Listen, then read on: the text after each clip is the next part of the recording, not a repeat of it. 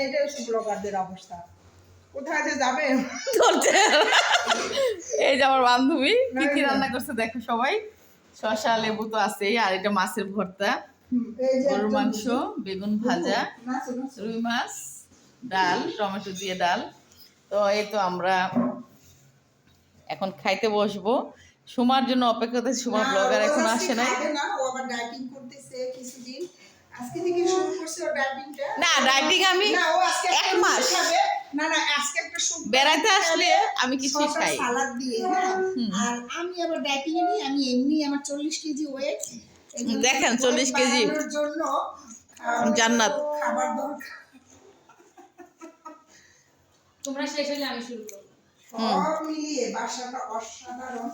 আর এই স্পিচটা এত ভালো লাগে আমার কাছে, খুব সুন্দর। আমি এখানে বসি, তুমি ভিডিও বানাও, ধর আমি এখানে বসি।